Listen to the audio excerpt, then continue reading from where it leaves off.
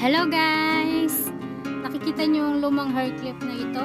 Gagawin natin itong bago. Ayan, suot-suot ng anak ko yung picture niya. Gagawin natin bago yan kesa naman sa itapon, sayang naman.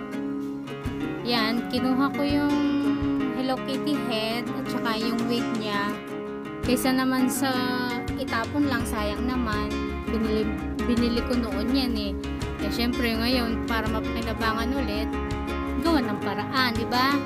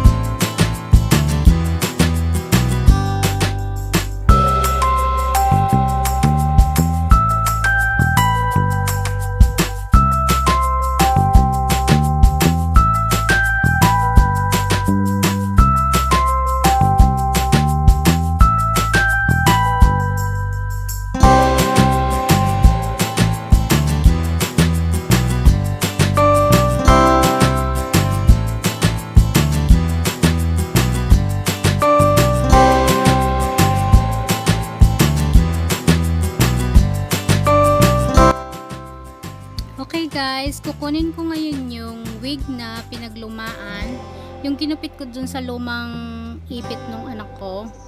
Yan, susuklayin ko muna siya para magpantay, tapos ididikit ko siya dun sa hard felt.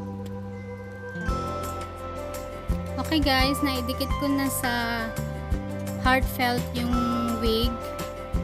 Pasensya na, hindi ko na i-video yung paglalagay niya dun sa hard felt kasi hindi ko na malayan, nakapost pa pala yung cellphone ko, hindi ko pa na-i-on, kaya hindi ko siya nakuhanan. Pero ganun lang din siya, ididikit mo lang siya sa hard felt, yan, ganyan, kagaya nitong ginawa ko. Actually, natapos ko na siya kanina, hindi ko nga namalayan kasi naka-post pala. Natapos ko siya, yan, kagaya niyan, binakbak ko na lang siya ulit. Yung bow na yan, dinikit ko lang din ng glue. Ganun lang. Yan, tignan nyo, may natuyo pang glue. Ayan, lalagyan ulit natin ng glue. Didikit natin ulit. Pasensya na sa glue gun ko, dugyot na. Hindi nalilinis. O, yan, ganyan. Didikit lang siya na ganyan. Okay. Yan, ganyan lang po. Tapos, yung ribbon na, siguro yan, 5mm yung size na yan. Didikit lang siya para mas kapit na kapit yung mas matibay. Tapos, i-glue na din yung pinaglumaang Hello Kitty head. Yun, mga matagal ng mga ipit nung anak ko. Kesa sa itapon ko, yan, ginawan ko na lang ng bago. Yan. Ganyan lang siya. Simpleng simple. Okay guys, tapos na po ang bagong hair clip ng aking anakis. Kaya guys, kung may mga bagay-bagay po kayo dyan sa bahay nyo, huwag nyo po munang itatapon. Tingnan nyo po muna kung pwede nyo pa pong pakinabangan. Ngayon po ay yung mga hair clip. Pwede kung gusto pong curly hair. Oh, yan, curly. Or kung gusto naman na naka-braid, o 3 braid siya. Pwede din naman po na 1 braid lang siya. Oh. Di po ba mas maganda kaysa sa kanina? Kaya diskarte lang po yan kung paano po tayo makakatipid. Sana po nakatulong po ako sa inyo, nakapagbigay po ako ng konting kaalaman. Thank you guys! Don't forget to subscribe, click the notification bell, like, share this video, and comment down below. Thank you guys!